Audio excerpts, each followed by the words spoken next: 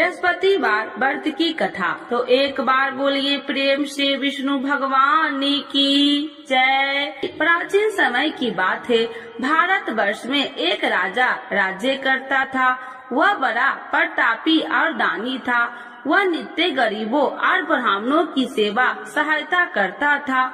वह प्रतिदिन मंदिर में भगवान दर्शन करने जाता था, लेकिन यह उसकी रानी को अच्छा न लगता। न वह व्रत करती और न ही किसी को एक पैसा दान में देती। राजा को भी ऐसा करने से मना किया करती। एक समय की बात है कि राजा शिकार खेलने वन को चले गए। घर पर रानी और दासी थी। उस समय गुरु बृहस्पति साधु का रूप धारण कर राजा के दरवाजे पर भिक्षा मांगने आए। साधु ने रानी से भिक्षा मांगी तो वह कहने लगी, हे साधु महाराज, मैं इस दान और पुण्य से तंग आ गई हूँ। आप कोई ऐसा उपाय बताए जिससे यह सारा धन नष्ट हो जाए और मैं आराम से रह सकूं। साधु रूपी बृहस्पति देव ने कहा, हे देवी, तुम बड़ी विचित्र हो। संतान और धन से भी कोई दुखी होता है। अगर तुम्हारे पास अधिक धन है तो इसे शुभ कार्यों में लगाओ, जिससे तुम्हारे दोनों लोक सुधरे। परंतु साधु की इन बातों से रानी खुश नहीं हुई। उसने कहा कि मुझे ऐसे धन की आवश्यकता नहीं जिसे मैं दान में दूं तथा जिसको संभालने में ही मेरा सारा समय नष्ट हो जाए। साधु ने कहा, यदि तुम्हारी ऐसी इच्छा है तो जैसे मैं तुम्हें बताता हूँ तुम वैसे ही करना। बृहस्पतिवार के दिन तुम घर को गोबर से लिपना, अपने केसे को पीली मिट्टी से धोना, केसे को धोते समय स्नान करना, राजा से हजामत बनाने को कहना, भोजन में मांस मदिरा खाना, कपड़ा धोबी के यहाँ धुलने डालना। इस प्रकार 7 बृहस्पतिवार करने से तुम्हारा समस्त धन नष्ट हो जाएगा। इतना कहकर साधु बने बृहस्पति देव अंतर ध्यान हो गए। साधु के कहे अनुसार करते हुए रानी को केवल 3 बृहस्पतिवार ही बीते थे कि उसकी समस्त धन संपत्ति नष्ट हो गई। भोजन के लिए परिवार तरसने लगा। एक दिन राजा रानी से बोला, हे रानी, तुम यहीं रहो, मैं दूसरे देश को जाता हूँ, क्योंकि यहाँ पर मुझे सभी जानते हैं, इसीलिए मैं कोई छोटा कार्य नहीं कर सकता। ऐसा कहकर राजा परदेश चला गया। वहाँ वह जंगल से लकड़ियाँ काट कर लाता और शहर में बेचता। इस तरह वह अपना जीवन व्यतीत करने लगा। इधर राजा के बिना रानी और दासी दुखी रहने लगी। एक समय जब रानी और दासियों को 7 दिन बिना भोजन के रहना पड़ा तो रानी ने अपनी दासी से कहा, हे दासी, पास ही के नगर में मेरी बहन रहती है, वह बड़ी धनवान है, तू उसके पास जा और कुछ ले आ ताकि थोड़ा बहुत गुजर बसर हो जाए। दासी रानी की बहन के पास गई। उस दिन बृहस्पतिवार था। रानी की बहन उस समय बृहस्पतिवार की कथा सुन रही थी। दासी ने रानी की बहन को अपनी रानी का संदेश दिया, लेकिन रानी की बहन ने कोई उत्तर नहीं दिया। जब दासी को रानी की बहन से कोई उत्तर नहीं मिला तो वह बहुत दुखी हुई। उसे क्रोध भी आया। दासी ने वापस आकर रानी को सारी बात बता दी। सुनकर रानी ने अपने भाग्य को कोसा। उधर रानी की बहन ने सोचा कि मेरी बहन की दासी आई थी, परंतु मैं उससे नहीं बोली, इससे वह बहुत दुखी हुई होगी। कथा सुनकर और पूजन समाप्त कर वह अपनी बहन के घर गई और कहने लगी, हे बहन, मैं बृहस्पतिवार का व्रत कर रही थी, तुम्हारी दासी गई, परंतु जब तक कथा होती है तब तक न उठते हैं और न ही बोलते हैं, इसीलिए मैं नहीं बोली। कहो दासी क्यों गई थी? रानी बोली, बहन, हमारे घर अनाज नहीं था। ऐसा कहते कहते रानी की आंखें भर आई। उसने दासियों समेत भूखा रहने की बात भी अपनी बहन को बता दी। रानी की बहन बोली, बहन देखो, बृहस्पति देव भगवान सबकी मनोकामना पूर्ण करते हैं। देखो शायद तुम्हारे घर में अनाज रखा हो। यह सुनकर दासी घर के अंदर गई तो वहाँ उसे एक घड़ा अनाज का भरा मिल गया। उसे बड़ी हैरानी हुई क्योंकि उसे एक बर्तन देख लिया था। उसने बाहर आकर रानी को बताया। दासी रानी से कहने लगी, हे रानी, जब हमको भोजन नहीं मिलता तो हम व्रत ही तो करते थे, इसीलिए क्यों न इनसे व्रत और कथा की विधि पूछ ली जाए, हम भी व्रत किया करेंगे। दासी के कहने पर रानी ने अपनी बहन से बृहस्पतिवार व्रत के बारे में पूछा।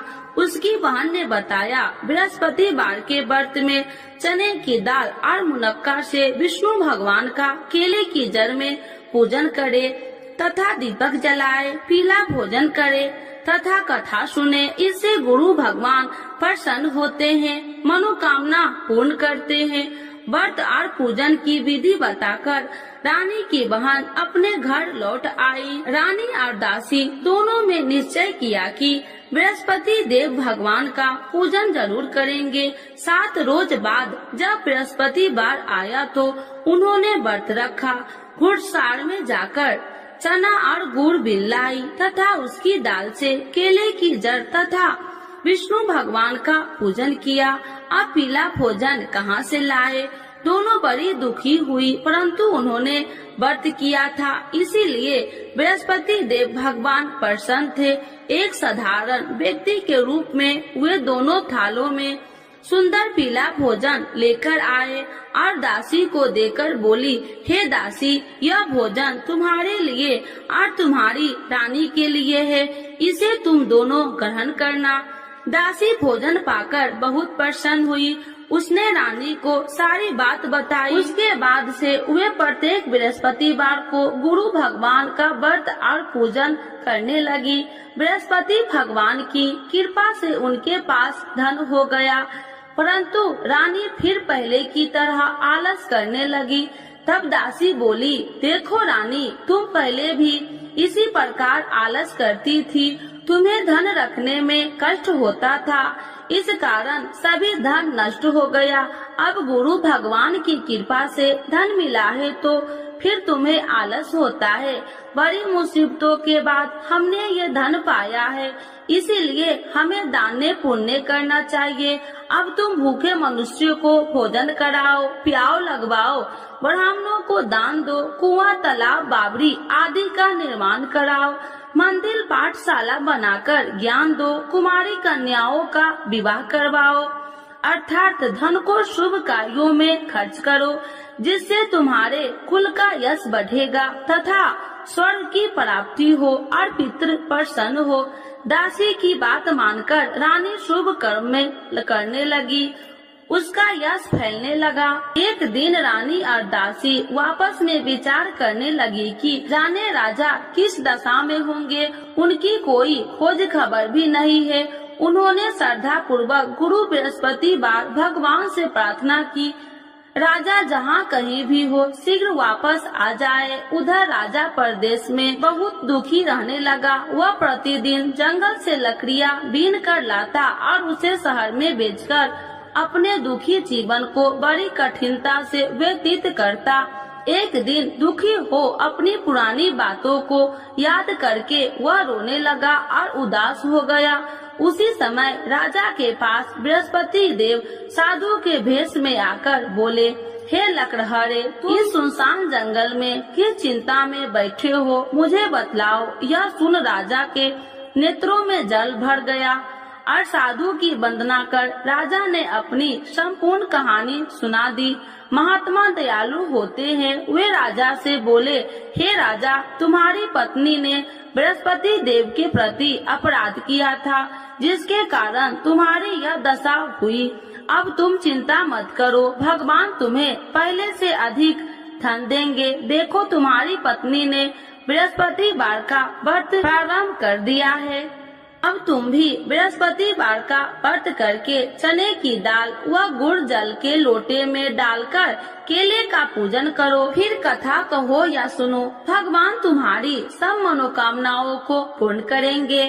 साधु की बात सुनकर राजा बोले, हे प्रभु, लकड़ी बेचकर तो इतना पैसा भई नहीं बचता जिससे भोजन के उपरांत कुछ बचा सकूं। मैंने रात्रि में अपनी रानी को व्याकुल देखा है। मेरे पास कोई साधन नहीं जिससे उसका समाचार जान सकूं। फिर मैं कौन सी कहानी कहूँ, यह भी मुझको मालूम नहीं। साधु ने कहा, हे राजा, मन में बृहस्पति भगवान के पूजन व्रत का निश्चय करो, वे स्वयं तुम्हारे लिए कोई राह बना देंगे। बृहस्पतिवार के दिन तुम रोजाना की तरह लकड़ियाँ लेकर शहर में जाना। तुम्हें रोज से 2 गुना धन मिलेगा, जिससे तुम भली भांति भोजन कर लोगे तथा बृहस्पति देव की पूजा का सामान भी आ जाएगा। धीरे धीरे समय व्यतीत होने पर फिर बृहस्पतिवार का दिन आया। राजा जंगल से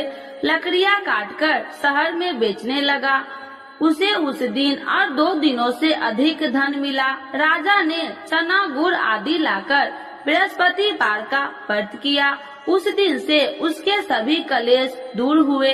परंतु जब अगले गुरुवार का दिन आया तो वह बृहस्पतिवार का व्रत करना भूल गया। इस कारण बृहस्पति भगवान नाराज हो गए। उस दिन उस नगर के राजा ने विशाल यज्ञ का आयोजन किया था तथा अपने समस्त राज्यों में घोषणा करवा दी कि सभी मेरे यहाँ भोजन करने आवे, किसी के घर चूल्हा न जले। इस आज्ञा को जो न मानेगा उसको फांसी दे दी जाएगी। राजा की आज्ञा अनुसार राज्य के सभी वासी राजा के भोजन में सम्मिलित हुए, लेकिन लकड़हारा कुछ देर से पहुंचा, इसीलिए राजा को उसको अपने साथ महल में ले गए। जब राजा लकड़हारे को भोजन करा रहे थे तो रानी की दृष्टि उस खूंटी पर पड़ी जिस पर उसका हार लटका हुआ था। उसे हार खूंटी पर लटका दिखाई नहीं दिया। रानी को निश्चय हो गया कि मेरा हार इस लकड़हारे ने चुरा लिया है। उसी समय सैनिक बुलाकर उसको जेल में डलवा दिया। लकड़हारा जेल में विचार करने लगा कि जाने कौन से पूर्व जन्म के कर्म से मुझे यह दुख प्राप्त हुआ है। आज जंगल में मिले साधु को याद करने लगा। तत्काल बृहस्पति देव साधु के रूप में प्रकट हो गए और कहने लगे, अरे मूर्ख, तूने बृहस्पति देवता की कथा नहीं की, इसी कारण तुझे यह दुख प्राप्त हुआ है। अब चिंता मत कर, बृहस्पतिवार के दिन जेल खाने के दरवाजे पर तुझे 4 पैसे पड़े मिलेंगे। उनसे तू बृहस्पतिवार की पूजा करना तो तेरे सभी कष्ट दूर हो जाएंगे। अगले बृहस्पतिवार उसे जेल के द्वार पर 4 पैसा मिले। राजा के पूजा का सामान मंगवाकर कथा कही और प्रसाद बांटा। उसी रात्रि में बृहस्पति देव ने उस नगर के राजा को स्वप्न में कहा, हे राजा, तूने जिस जेल में बंद किया है उसे कल छोड़ देना, वह निर्दोष है। राजा प्रातः काल उठा और खूंटी पर हार टंगा देकर लकड़हारे को बुलाकर क्षमा मांगी तथा राजा के योग्य सुंदर वस्त्र आभूषण भेंट कर उसे विदा किया। गुरुदेव की आज्ञा अनुसार राजा अपने नगर को चल दिया। राजा जब नगर के निकट पहुंचा तो उसे बड़ा ही आश्चर्य हुआ। नगर में पहले से अधिक बाग, तालाब और कुएं तथा बहुत सी धर्मशालाएं, मंदिर आदि बने हुए थे। राजा ने पूछा कि यह किसका बाग और धर्मशाला है। तब नगर के सब लोग कहने लगे कि यह सब रानी और दासी द्वारा बनवाए गए हैं। राजा को आश्चर्य हुआ और गुस्सा भी आया कि उसकी अनुपस्थिति में रानी के पास धन कहां से आया होगा। जब रानी ने यह खबर सुनी कि राजा आ रहे हैं तो उसने अपनी दासी से कहा, हे दासी, देख राजा हमको कितनी बुरी हालत में छोड़ के गए थे, वह हमारी ऐसी हालत देखकर लौट न जाए, इसीलिए तू दरवाजे पर खड़ी हो जा। रानी की आज्ञा अनुसार दासी दरवाजे पर खड़ी हो गई और जब राजा आए तो उन्हें अपने साथ महल में लिवा आई। तब राजा ने क्रोध करके अपनी तलवार निकाली और पूछने लगी, बताओ यह धन तुम्हें कैसे प्राप्त हुआ। तब रानी ने सारी कथा कह सुनाई। राजा ने निश्चय किया कि मैं रोजाना दिन में 3 बार कहानी कहा करूँगा और रोज व्रत किया करूँगा। अब हर समय राजा के दुपट्टे में चने की दाल बंधी रहती तथा दिन में 3 बार कथा कहता। एक रोज राजा ने विचार किया कि चलो अपनी बहन के यहाँ हो आऊं। इस तरह का निश्चय कर राजा घोड़े पर सवार हो अपनी बहन के यहाँ चल दिया। मार्ग में उसने देखा कि कुछ आदमी एक मुर्दे को लिए जा रहे हैं। उन्हें रोककर राजा कहने लगा, अरे भाइयों, मेरी बृहस्पतिवार की कथा सुन लो। वे बोले, लो हमारा तो आदमी मर गया है, इसको अपनी कथा की पड़ी है। परंतु कुछ आदमी बोले, अच्छा कहो, हम तुम्हारी कथा भी सुनेंगे। राजा ने दाल निकाली और कथा कहनी शुरू कर दी। जब कथा आदि हुई तो मुर्दा हिलने लगा और जब कथा समाप्त हुई तो राम राम कह के वह मुर्दा खड़ा हो गया। राजा आगे बढ़ा, उसे चलते चलते शाम हो गई। आगे मार्ग में उसे एक किसान खेत में हल चलाता मिला। राजा ने उसे कथा सुनने का आग्रह किया, लेकिन वह नहीं माना। राजा आगे चल पड़ा। राजा के हटते ही बैल पछाड़ खाकर गिर गए तथा किसान के पेट में बहुत जोर से दर्द होने लगी। उसी समय किसान की माँ रोटी लेकर आई।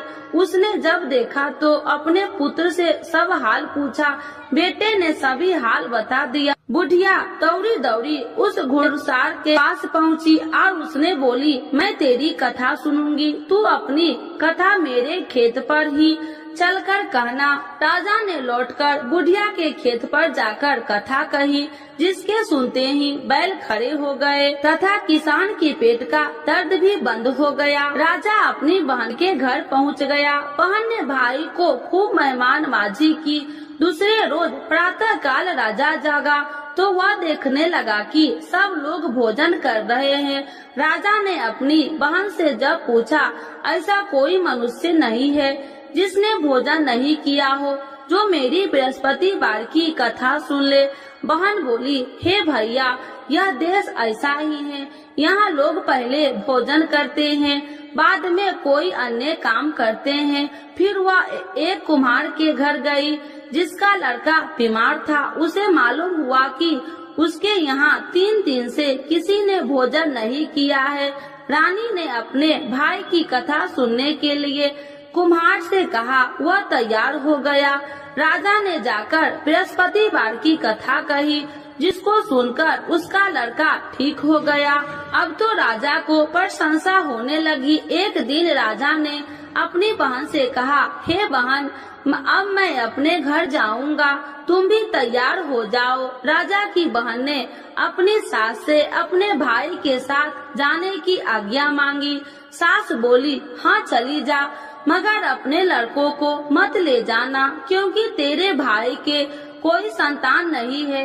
बहन ने अपने भाई से कहा, हे भैया, मैं तो चलूंगी, मगर कोई बालक नहीं चलेगा। अपनी बहन को भी छोड़कर दुखी मन से राजा अपने नगर को लौट आया। राजा ने अपनी रानी से सारी कथा बताई और बिना भोजन किए वह सैया पर लेट गया। रानी बोली, हे प्रभु, बृहस्पति देव ने हमें सब कुछ दिए हैं, वे हमें संतान अवश्य देंगे। उसी रात बृहस्पति देव ने राजा को स्वप्न में कहा, हे राजा, उठ, सभी सोच त्याग दे, तेरी रानी गर्भवती है। राजा को यह जानकर बड़ी खुशी हुई। 9वें महीने में रानी के गर्भ से एक सुंदर पुत्र पैदा हुआ। तब राजा बोला, हे रानी, स्त्री बिना भोजन के रह सकती है, परंतु बिना कहे नहीं रह सकती। जब मेरी बहन आए तो तुम उससे कुछ मत कहना। रानी ने हाँ कर दी। जब राजा की बहन ने यह शुभ समाचार सुना तो वह बहुत खुशी हुई तथा बधाई लेकर अपने भाई के यहाँ आई। रानी ने तब उसे आने का उलाहना दिया। जब भाई अपने साथ ला रहे थे तो तब टाल गई, उनके साथ न आई और आज अपने आप भागी भागी बिना बुलाए आ गई। तो राजा की बहन बोली, भाई मैं इस प्रकार न कहती तो तुम्हारे घर औलाद कैसे होती। बृहस्पति देव सभी मनोकामनाएं पूर्ण करते हैं। जो श्रद्धा भाव पूर्वक बृहस्पति वार का व्रत करता है एवं कथा पढ़ता है अथवा सुनता है और दूसरों को सुनाता है, बृहस्पति देव उसकी सभी मनोकामनाएं पूर्ण करते हैं, उनकी सदैव रक्षा करते हैं। जो संसार में सद्भावना से गुरुदेव का पूजन एवं व्रत सच्चे हृदय से करते हैं, उनकी सभी मनोकामनाएं वैसे ही पूर्ण होती है जैसे सच्ची भावना से रानी और राजा ने बृहस्पति देव की कथा का गुणगान किया तो उनकी सभी इच्छाएं बृहस्पति देव जी ने पूर्ण की। अनजाने में भी बृहस्पति देव की उपेक्षा न करे, ऐसा करने से सुख शांति नष्ट हो जाती है। इसीलिए सबको कथा सुनने के बाद प्रसाद लेकर जाना चाहिए। हृदय से उनका नमन करते हुए जयकारा बोलना चाहिए। तो एक बार बोलिए प्रेम से, बृहस्पति भगवान की जय, विष्णु भगवान की जय, लक्ष्मी माता की जय। आरती श्री बृहस्पति देव की। ओम जय बृहस्पति देवा, स्वामी जय बृहस्पति देवा, छीने छीने भोग लगाऊं, छीने छीने भोग लगाऊं, कदली फल में बा। ओम जय बृहस्पति देवा, तुम्हें पूरन परमात्मा, तुम्हें अंतर्यामी, स्वामी तुम्हें अंतर्यामी, जगत पिता जगदीश्वर, जगत पिता जगदीश्वर, तुम्हें सबके स्वामी। ओम जय बृहस्पति देवा, चरणामृत निज निर्मल, सब पातक हरिता, स्वामी सब पातक हरिता, सकल मनोरथ दायकी, सकल मनोरथ दायकी, कृपा करो भरता। ओम जय बृहस्पति देवा, तन मन धन अर्पण कर, जो जन शरण पड़े, स्वामी जो जन शरण पड़े, प्रभु प्रकट तब हो करे, प्रभु प्रकट तब हो कर, आकर द्वार खड़े। ओम जय बृहस्पति देवा, दीन दयाल दयानिधि, भक्तन हितकारी, स्वामी भक्तन हितकारी, पाप दोष सब हरिता, पाप दोष सब हरिता, भव बंधन हारी। ओम जय बृहस्पति देवा, सकल मनोरथ दायकी, सब संशय तारो, स्वामी सब संशय तारो, विषय विकार मिटाओ, विषय विकार मिटाओ, संतन सुखकारी। ओम जय बृहस्पति देवा, जो कोई आरती तेरी प्रेम सहित गावे, स्वामी प्रेम सहित गावे, ज्येष्ठानंद बंद सो, ज्येष्ठानंद बंद सो, सो निश्चय पावे। ओम जय बृहस्पति देवा, स्वामी जय बृहस्पति देवा। बृहस्पति भगवान की जय, विष्णु भगवान की जय, लक्ष्मी माता की जय।